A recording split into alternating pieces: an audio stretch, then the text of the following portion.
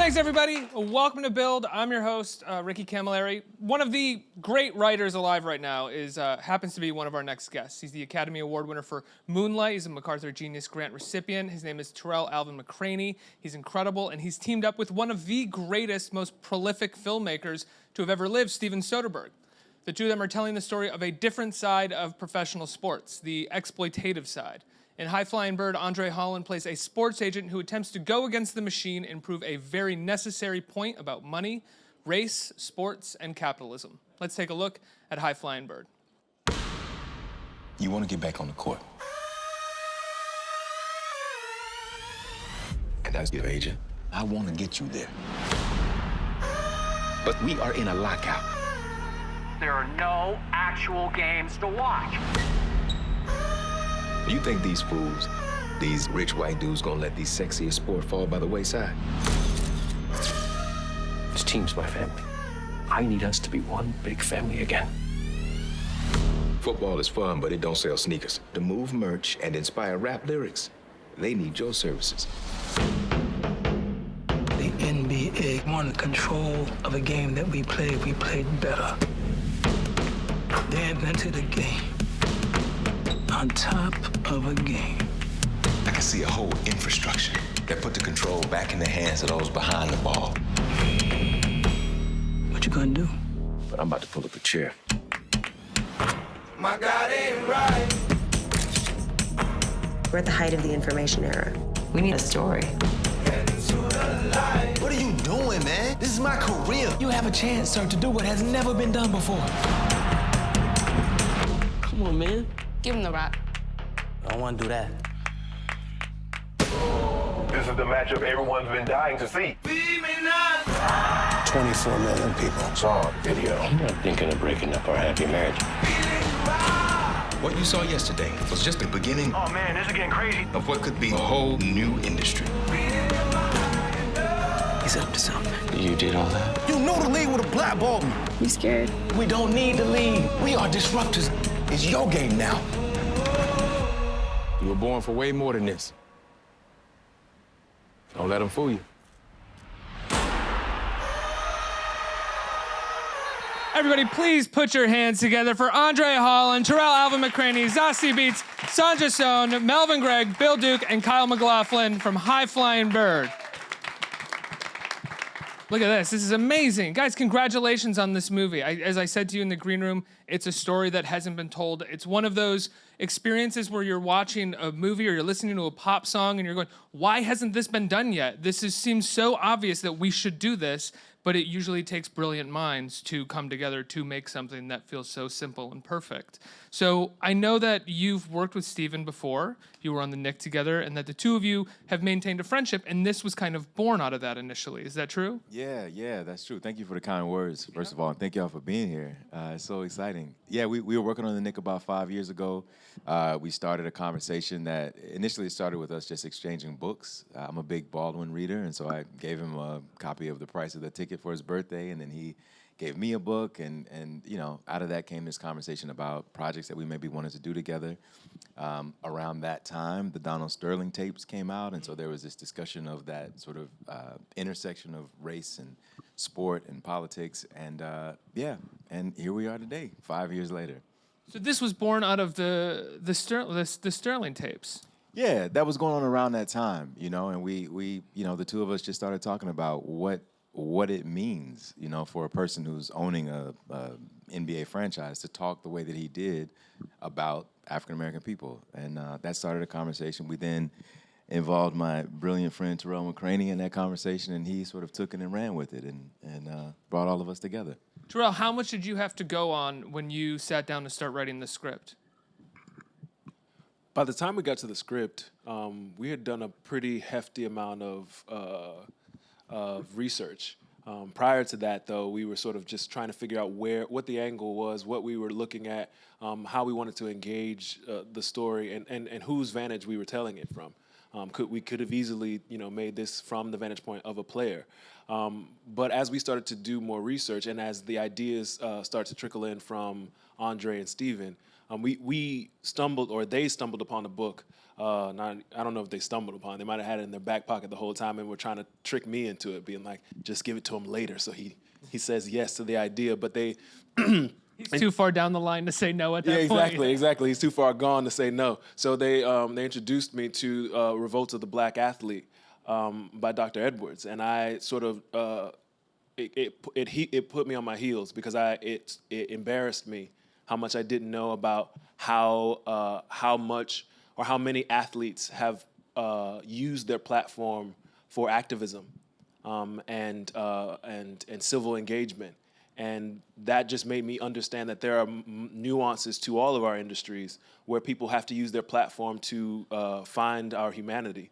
And that sort of gave us the key. And so once we got to the actual writing of the script, when I actually had to sit down and, go cry with myself for a while, we had a lot of information because there was again a whole world that had been hidden from us. Two things. One is not really a question, but one thing that I loved being a fan of your work as a playwright and having seen some of your plays and read some of your plays, one thing that I loved about the script is that you didn't deny yourself as a playwright in any way. There are still these beautiful scenes that are long, people talking, and you're just doing wordplay and doing what I think people who know your work love so much about it. Two of my questions, athletes using their platform, the platform that is being used in this is much different than I think people would expect or assume a movie about African-American athletes using their platform for. How did you come to this particular platform or this place to stand, for this person to stand up? Well, I think, again, one of the things that Andre was really interested in is when you are a part of the system and the system is underpropping you, how do you use those tools to dismantle or disrupt? Can you, right? And I think Ray's culpability, he looks around and he knows that he's been accepting this 10% and that he's been a part of the system that tells players sometimes that, hey, you got a $2 million check, be quiet. You got a $2 million check. You don't have any. Your access to humanity is limited. Dre was really interested in if you are a part of that, how do you then help undo that?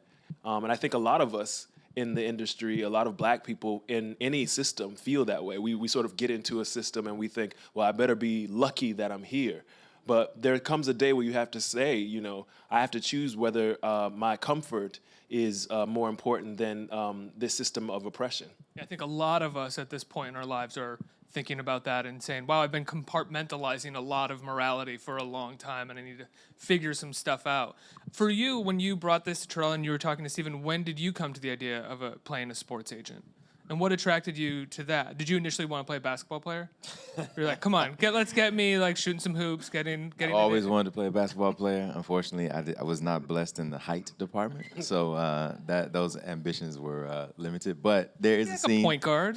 Exactly, that's what I say. And T did write a scene. He let me get a couple set shots off. Yeah. So that was fun. No, I think from the beginning we imagined it being a sports agent. And along the way, I spoke to a number of sports agents who were really kind and generous with me. And the more I learned about what their jobs are actually like, the more validated I felt that we chose to tell the story from his perspective. Because I think my idea of sports agents, prior to meeting these guys, is that they're sort of slick, sharky guys who are just out for themselves. But actually, what I came to understand is that a lot of them are quite paternal in their approach. And so I think that's something that develops in the relationship between Ray and Eric Scott, is that it becomes clear that he's a person who actually really cares about this young man's future. But at the same time, he sort of can't tell him everything that he's up to, or sort of fill him in on every sort of chess move that he's kind of making. Exactly. Did you talk to any basketball players? Did you talk to anybody about their agents or anything like that? I have a few friends who are professional athletes, and of course, growing up, I grew up with athletes. I have a lot of friends that are athletes, so just trying to pull together what I felt like an athlete was outside of just that on-the-court player or on-the-field player. Like, these are kids most of the time. Like Eric Scott, he's just like 19 years old. He's been a kid for 18 years. He's an adult for a year, and all of a sudden he's expected to make these mature, decisions, given a huge opportunity and opportunity to make all of this money, but he's still a kid, and I feel like that's something that we really wanted to capture, and I feel like Eric depended a lot on Ray. It it was his support system, but also he relinquished all of his responsibilities onto Ray, and he doesn't really take responsibility for any of his actions either. So I felt like it was important for me, as an actor, to portray that side of an athlete outside of the side that you see on TV. These godlike figures doing crazy things, jumping through the roof. They're still kids. Zazie, your character is she's an assistant, but she's also an entrepreneur. I love this character because she's not the standard assistant that you get in movies. You get very clearly that she has something more that she wants to accomplish. Can you talk about her? So my character's name is Sam, and she in the film starts out as Andre's assistant, but throughout the film you realize she sort of has higher ambitions, but has always had them, and was also overqualified for this job essentially, and I like that too, just sort of seeing young women who are sort of motivated beyond sort of the place they're at, and she sort of does a similar thing as he does in terms of manipulating the situation in the film without sort of like Melvin, or Eric is his character's name, without him knowing, while also still being emotionally involved, which sort of to a point on like agents and managers in the sporting industry, it's in ways also similar to that in the film industry. My agents are great, but as a creative, there are often things happening sort of above your head that you're not aware of.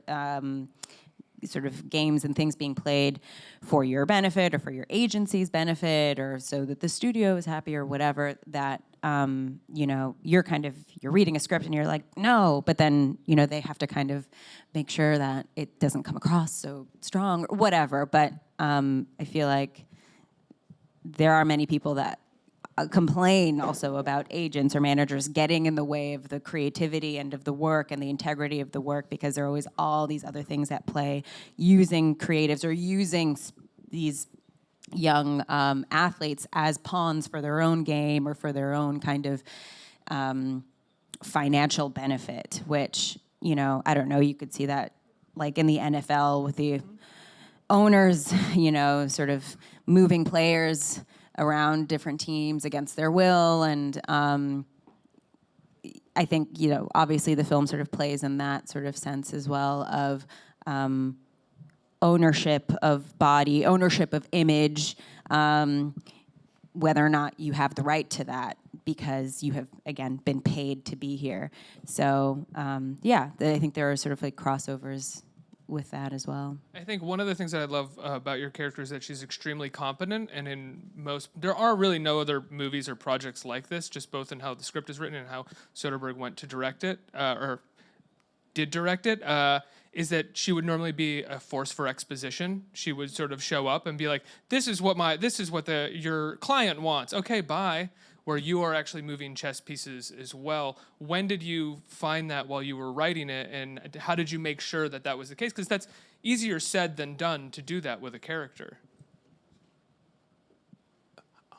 That's interesting. I mean, again, when you research the world of sports agency or you research any industry, as Zazie is pointing out, there are all of these women who are right there doing. I mean, we go backstage right now, you'll see all of these very, very competent young women who are overqualified for some of the positions that they're in, moving and shaking things. And so for me, it was less a matter of specifically finding a gender and more so just portraying what's actually there. If you go through the dossier of all the people who are running my life, I have many women who are showing me the way things work, and not just in an expositional way. They are going, this is how this works, this is how you move, and if I were you, I would do X, which is what we see Sam do in the film. I also think, though, you're a talented writer and you know to give every character an arc. Well, yeah. If you're going to appear on screen, you have to have something come to fruition. Sure. Yeah. Kyle, what's it like playing the man?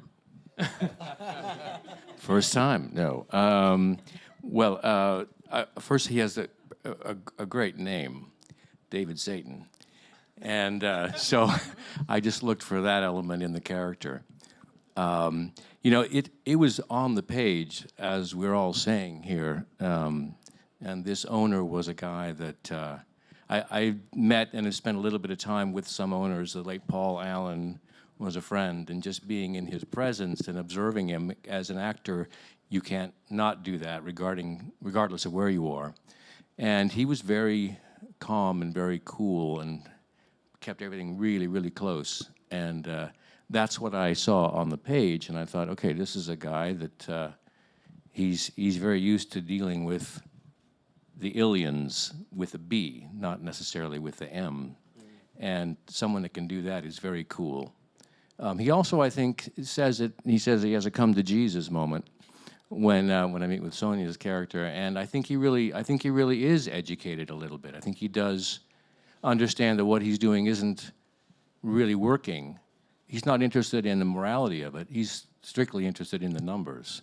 So he'll come and he'll work out a deal, but I don't think he's really conscious of the fact that he's manipulating people the way he is. It's business. It's just business.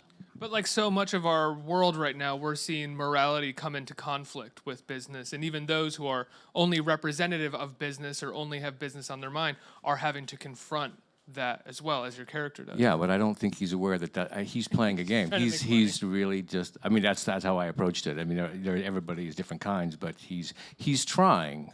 But I always felt like it was a surface gesture, that he's doing this because he needs to do it in order to move these pieces forward.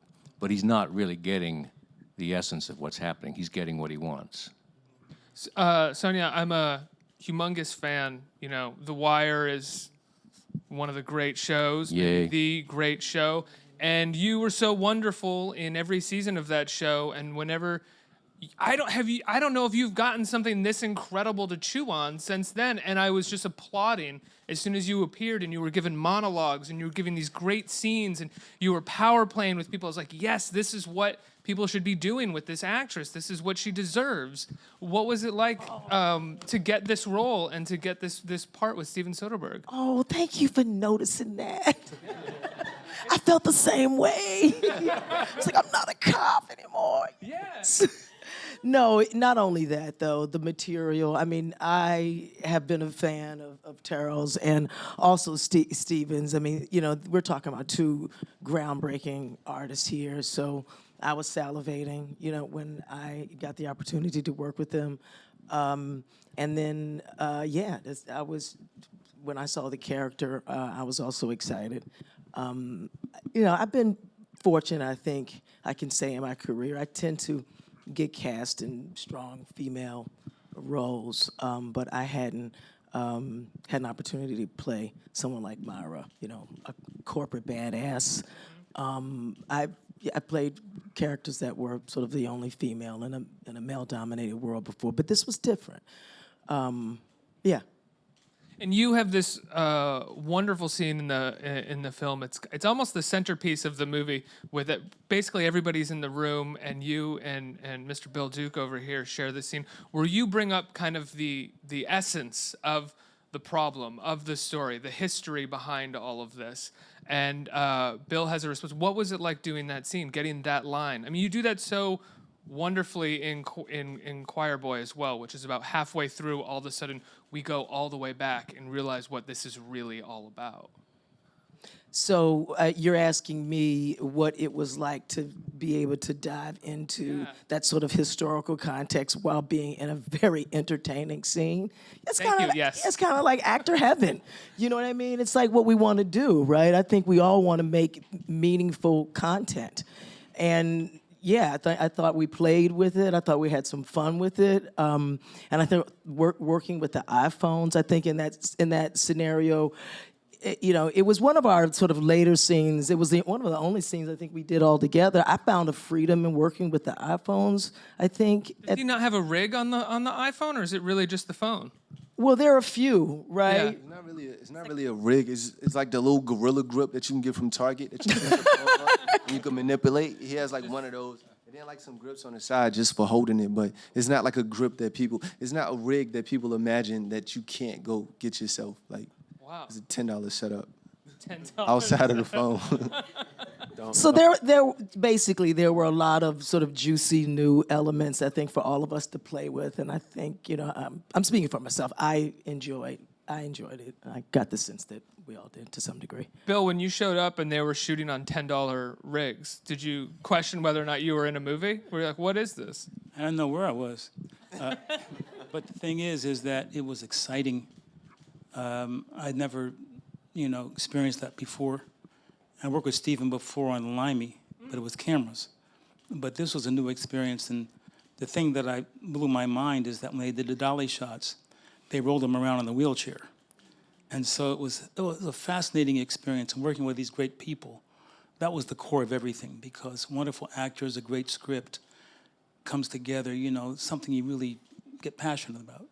Oh, absolutely, and this movie is very much an actor's medium. I mean, every scene is people talking in a room.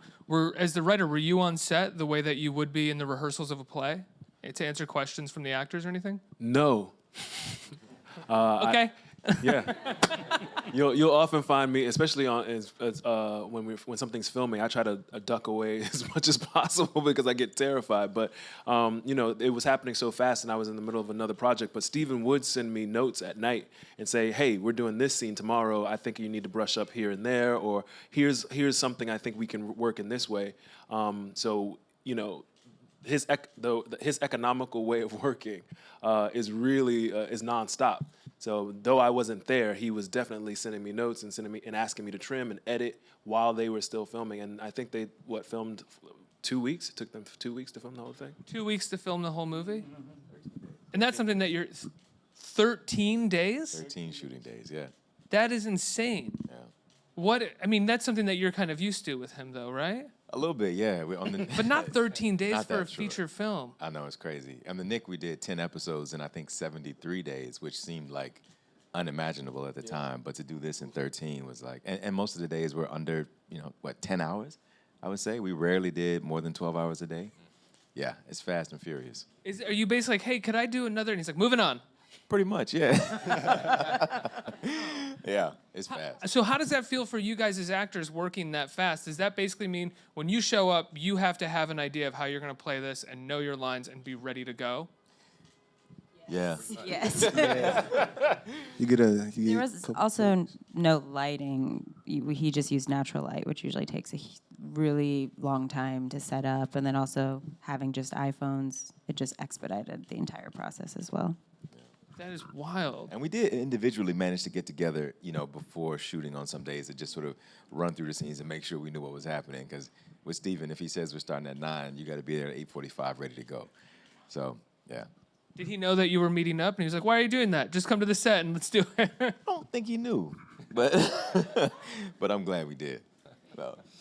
That is incredible. We have a question from Twitter. It's how hard did you all think it would be being filmed by an iPhone? Did you feel that the iPhone would miss nuances that a film camera normally would pick up? I'm used to being filmed on an iPhone.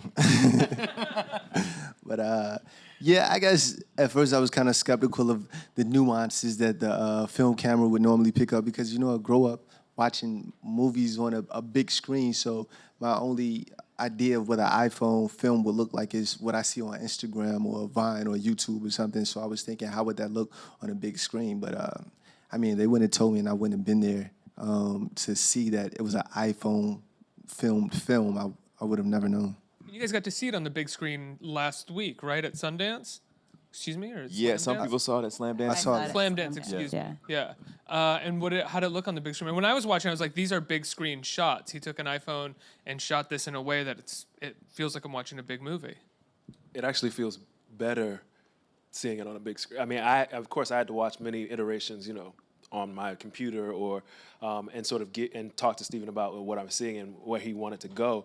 And then, the couple of times that I've seen it on the big screen, I just sort of stopped taking notes in my head, which is what I normally do at everything I do, and I kind of just lean forward because, like you said, his positioning of the vantage points in this gorgeous cast, he's just making them. He's putting their image in a way that purports the story, one, but two, engages deeply in like the idea of finding eyes. which that's what you when this question comes up, you get nervous about iPhones. Will they be able to find the story in the eyes of the actors? And he does. One of the things that I was obsessed with while watching the film was the locations, because they're so cold and they're so financial feeling and just kind of lifeless. And these people are trying to have life within them, and they're trying to assert their individuality. Like, once again, in the midst of this hegemony, it's like this terrifying dystopia that they're seemingly living in. But was that baked into the script, or was that something that like Soderbergh wanted to shoot it that way?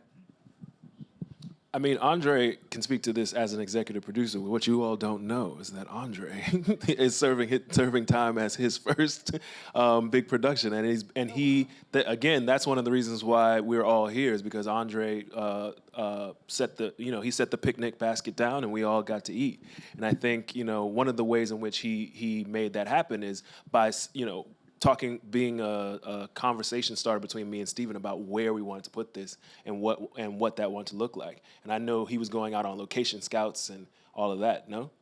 Yeah, I think. Congratulations again, your first time, yes. Thank you, I appreciate it. I think that was very intentional on Steven's part. As we went around looking at different locations, they all did have a sort of steely, cold quality to them. Which at first I wasn't sure about, but it feels dystopic. Yeah, but it works. I think it's sort of it feels like the thing that we're talking about, doesn't it? So I think it helped. Everybody trying to rise up against this thing that is much larger than them. Exactly, and there's all these shots of these sort of massive skyscrapers, and he. I think we have some questions from the audience right here. Hello. My question's for Tarell. I just saw Choir Boy like twice recently, and it was really amazing. And between Moonlight, Choir Boy, and David Makes Man, I noticed that you like to write about identity and masculinity, especially with the Black community. So what as a writer draws you to writing about that? Well, I think one of the things that is important to me is write from the vantage points that I have, and so I have male privilege. And sometimes that quote-unquote privilege and masculinity gets in the way of how I care and how I'm shown care. And so specifically in High Flying Birds 2, it is about basketball, sure, it is about the money, but it's also about how does Ray care? How can Ray show care in an industry that is consistently telling him not to, consistently telling him that he ought to turn a blind eye towards these folk. He's trying to infuse care and love in that, and I think that was important for me. It's always important for me to figure that out. What hinders us from loving each other? No doubt. Next question. Hi. So you guys all have such amazing and unique backgrounds and in the film industry, and I'm studying film at NYU actually. So I was wondering if maybe you could all go around and give just a quick piece of advice to young filmmakers like myself. I would probably say to make your own work as soon as you can. Find people that are like-minded and start collaborating with those people as soon as possible. You took mine. Nah. I would just say the same thing. There's really no excuses to not create. You've seen he's done this with a iPhone, and you don't need Netflix to distribute. So many platforms you could distribute online and get people to see your content. So just create. And just to avoid saying I agree with them, I'm just going to add to. It doesn't mean that getting some sort of tutelage and mentorship isn't important. I think that's really important, but I also believe in creating your own content, making your own way. And I just think there are absolutely no excuses, because there are way too many ways to do that now. 20 years ago was different. Now there are no excuses, and it's going to get hard. And you're going to have to believe that you were made for this. You may not be a 1 year, overnight, 2 year, sensation. It may take 10, 20 years. Are you built for that? You have to ask yourself that. And then stay on the path.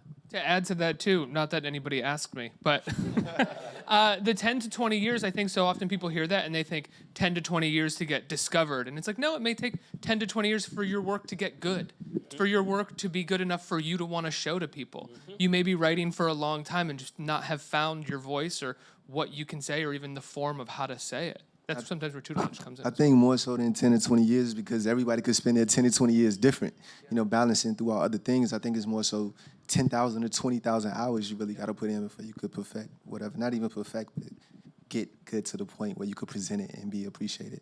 There's this nice quote I like by Ira Glass that is sort of on that track of you go into an industry or whatever you're doing because you enjoy that kind of media and you have good taste, but it might take you, again, 10 or 20 years, or it might take time for your work to reach the taste that you have. And, I think about that like with my performing, like I'll see myself and be like, God damn it, like I fucking suck.